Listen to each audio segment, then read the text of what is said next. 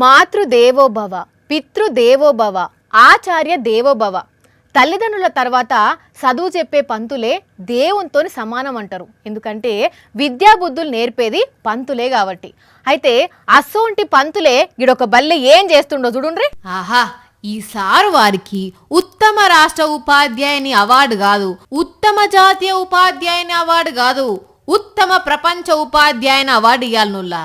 లేకపోతే మరి బడిలా ఏ సారన్నా ఇట్లా క్లాస్ రూమ్లోనే ఫుల్లుగా దాగి ఇట్లా ఆ బడి బయట ఉన్న చెత్త కుప్పల వంటాడా, బురదల బొర్లుతాడా, ప్యాంటు తడుపుకుంటాడా?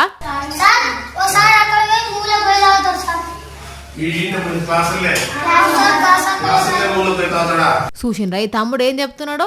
క్లాస్ రూమ్ లో ఈ మూలకే తాగుతాడట. కొంచెమన్నా సిగ్గుశరం ఉండాలి. అరే, పిల్లలకు విద్యాబుద్ధులు నేర్పాల్సిన పంతులు బుద్ధులేని పనులు చేసి ఎట్లనుల్లా?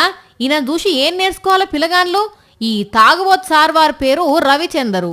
జోగులాంబ గద్వాల జిల్లా రాజోలి మండలం చిన్న ధన్వాడ ప్రాథమిక పాఠశాలల పంతులు. అయితే దినాంగిట్లనే తాగుతుండట, పిల్లలను గిచ్చుతుండట. గిట్లెందుకు చేస్తున్నావయ్యా, సస్పెండ్ అవుతావు అని అంటే ఏమంటున్నాడో ఈయనుండ్రి. లంచం తప్పుతావా? ఎవరికి? కలెక్టర్ కూడా ఇన్న రానుల్లా పెద్ద ఆఫీసర్లకు లంచం ఇస్తారట ఏం అనకుండా. ఇక ఇదే ముచ్చట తెలుసుకున్న పెద్ద సార్ వచ్చి ఇదేం పని అని అడిగితే తాగిన మత్తులో ఏదేదో బాగుతుండు.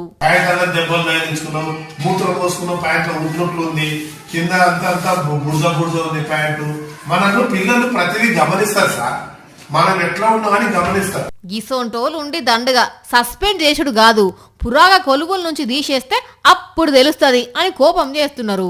ఈయన తాగుడు చూసిన పబ్లిక్.